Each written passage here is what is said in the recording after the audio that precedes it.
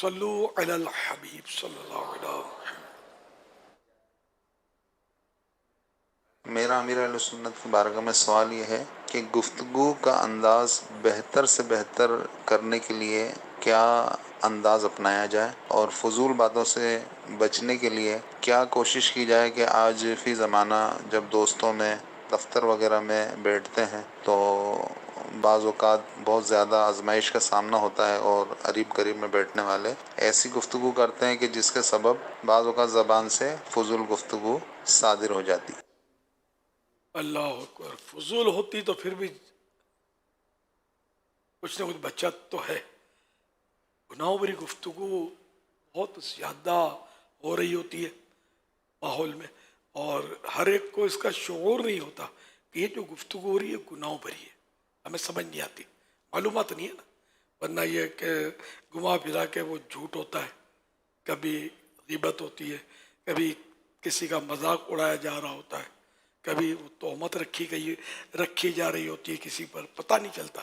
تو اگر کوئی سنا ہوتا ہے لفظ فضول گفتگو تو بندہ سمجھتا ہے کہ فضول گفتگو ہو رہی، فضول نہیں ہوتی ہے، گناہ بری ہوتی ہے۔ فضول گفتگو فی نفس سے ہی جائز ہے، یعنی کہ گناہ نہیں ہے، لیکن اس کا قیامت کے دن حساب ہے، اور یہ بھی کوئی آسان نہیں ہے کہ کوئی حساب دے لے۔ گناہ بری گفتگو اگر واقعی 100% وہ گناہ ثابت ہو رہا ہے تب تو وہ اس پر عذاب ہے، اس کا حساب نہیں ہے، حساب صرف حلال کا ہے، حرام کا عذاب۔ اس لیے وہ آدمی چپ رہے، اب وہ چپ بھی رہے اور پھر گیدرنگ کے بغیر چارہ بھی نہیں ہے تو چپ رہ کر بھی بچ نہیں سکتا، زبان سے نہیں بولے گا تو یوں کرے گا، یہ یعنی غلط بات پر، جبکہ 100% وہ ہی غلط بات یوں کر رہا ہے، تائید کر رہا ہے۔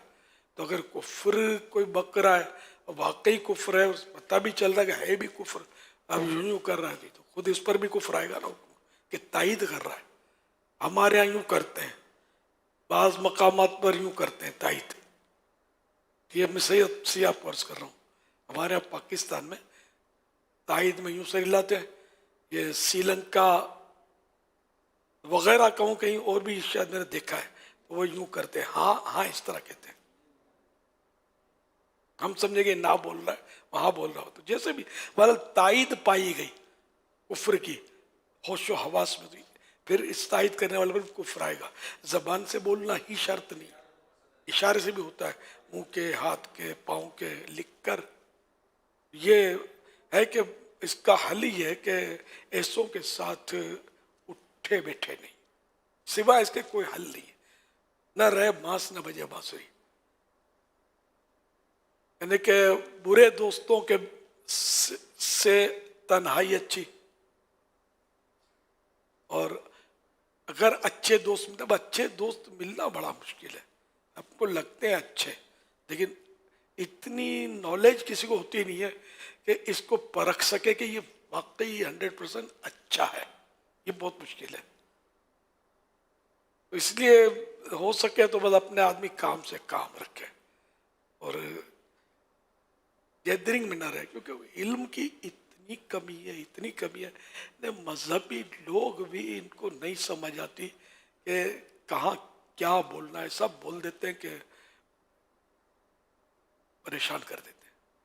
میں ایک واقعہ سناتا ہوں کبھی کبھی، میں بہت پرانی بات ہے کہ ایک ہماری برادری کا آدمی تھا، 80 سال اس کی عمر، چلتا پھرتا بالکل شیوڈ، بالکل شیوڈ، نمازی اتنا پکا کہ پیشانی پر اس کو کالا دھبا تھا اس کے۔ ایک بار اسی مسجد کے امام صاحب اور میں، ہم تینوں کھڑے تھے، وہ بزرگ بھی کھڑے تھے، وہ نام نیاد بزرگ کھڑے تھے، نہیں اب کھڑا تھا کہوں گا، ابھی سنیں گے تو آپ کو سمجھ میں آ جائے گا۔ ان دنوں بارشیں نہیں ہو رہی تھی، تو شام کا وقت تھا لیکن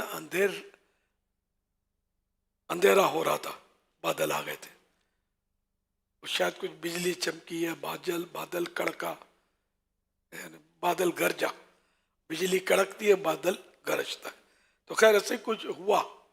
تو اس بڈھے نے یہ بکا کہ دیکھو تو صحیح،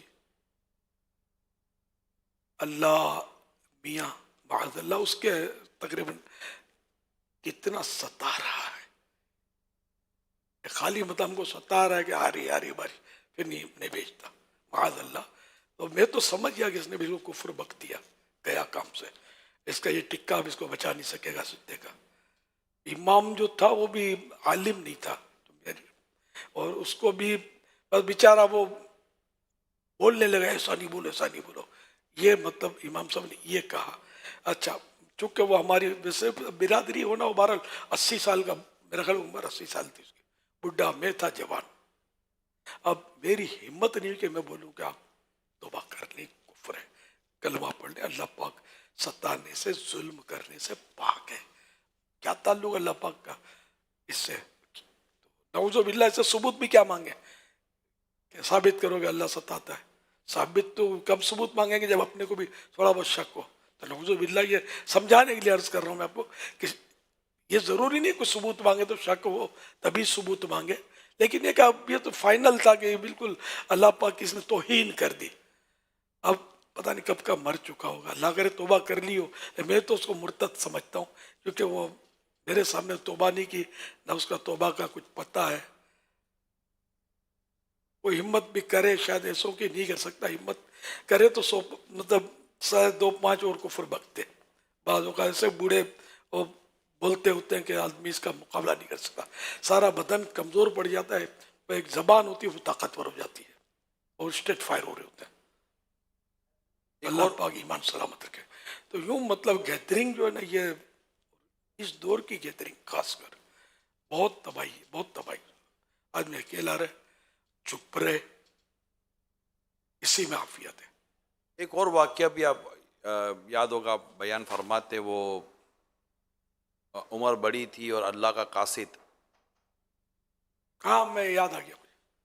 تو یہ بھی بولنے میں اور مذاق کے نام پر بندہ اس طرح بات کر دیتا ہے کہ شاید اس کو سمجھ نہیں پڑتی کہ میں کیا بول کے. پھر وہاں آپ نے بھی ایک اپنا ایک کردار ادا کیا تھا ملک الموت علیہ السلام کے تعلق سے.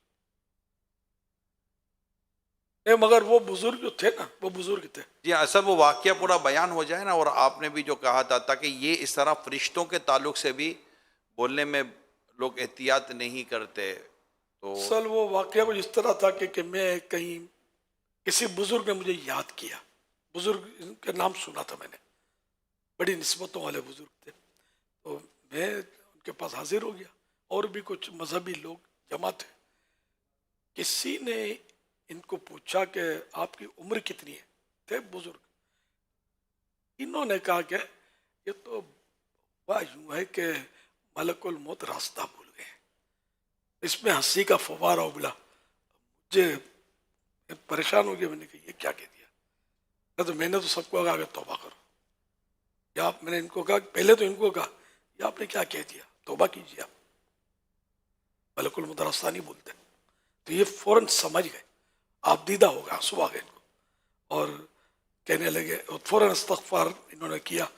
دیکھو میری رعایت نہیں کی، حق بولنے والے پڑھے ہیں آج تک، کیونکہ وہاں سب مذہبی لوگ تھے، اہل علم بھی تھے. اس میں یہ سناٹا ہو گیا جب میں نے کہا نا کہ آپ رجوع کیجیے، آپ نے کیا کہہ دیا، توبہ کیجیے. سب توبہ کریں جو ہنسے تھے. یہ ہو گیا. لیکن بعد میں خیر معلومات ہوئی کہ یہ کفر نہیں تھا. ہاں یہ کفر نہیں تھا، لیکن جرت تو کتنی بڑی ہے. معاذ اللہ ملک الموت علیہ السلام کے تعلق سے یہ بولنا کہ راستہ بھول گئے. تو یہ ہوتا ہے، اب آدمی کیا کرے، کہاں جائے مدینے.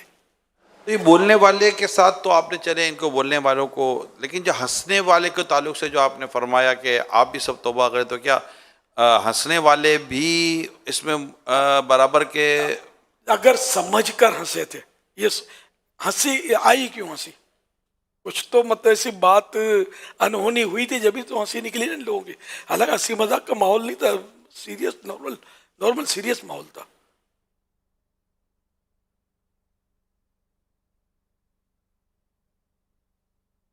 اب وہ بزرگ حیات نہیں ہوں گے، نہ کہ ان کی اچھی نسبت تھی ویسے بزرگوں سے رحمت اللہ علیہ.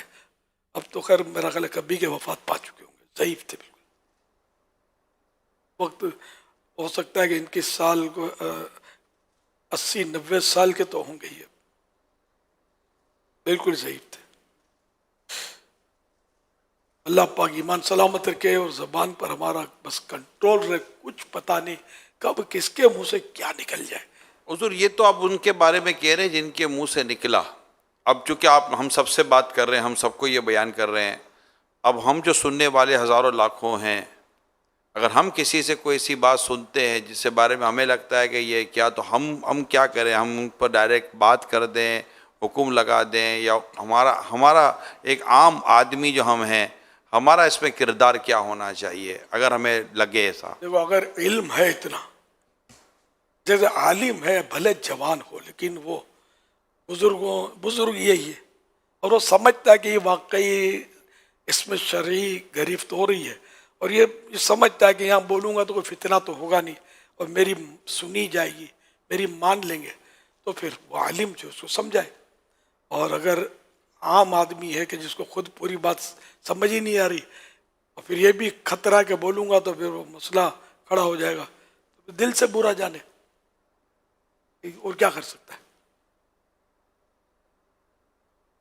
مگر یہ کہ بغیر علم کے یا خالی وہ وسوسے ہوں اور آپ سمجھانے بیٹھے اور کچھ حکم لگا دیں گے تو پھر آپ پھنس جائیں گے، آزمائش ہو سکتی ہے، فساد کھڑا ہو سکتا ہے.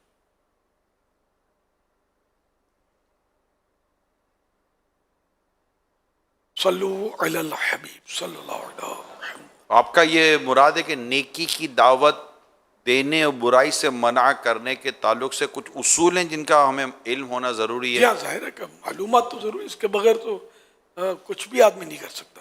کہ غلط سلط بیانت کرے گا تو غیر عالم کو، جو عالم نہیں ہے اس پر تو حرام ہے نا کہ وہ واز کہے.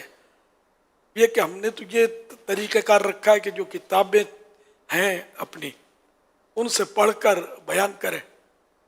ابھی الگ بات ہے کون عمل کرتا ہے کون نہیں کرتا، ہمارا یہ طریقہ کار تو دیا ہوا ہے، شاید سبھی کو پتا ہوگا، میں نے کتابوں میں لکھ کر دیا ہے، زبانی سمجھایا ہے، آج پھر میں کہنے لگا ہوں یہ کہ بیان کرنا ہے. جو غیر عالم ہے تو وہ دیکھ کر بیان کر، اور اگر عالم ایسا ہے کہ اس کے بھی حافظے کا مطلب ٹھکانہ ہے نہیں، پورا یاد رہتا نہیں، اور اس کی بھی غلطیاں ثابت ہو رہی ہیں، دبا دب ہوتی ہیں، حدیث بول رہے ہوتے ہیں وہ حدیث ہوتی نہیں ہے، یا الفاظ اتنے بدل دیتے ہیں کہ وہ مرادی معنی کی شرط توڑ کے چلے جاتے ہیں. تو ان سے بھی یہی کہا جائے گا کہ آپ دیکھ کر، علماء نے جو لکھا وہ دیکھ کر پڑھیں. اب یہ الگ بات ہے، اب کہنے کی ہمت نہیں ہے کسی کو، اٹھ کے آدمی چلا جائے، اور کیا سمجھ نہ آئے تو کیا کرے. کہ جو اگر ناجائز بیان کر رہا ہے نا اس کو سننا بھی ناجائز ہے.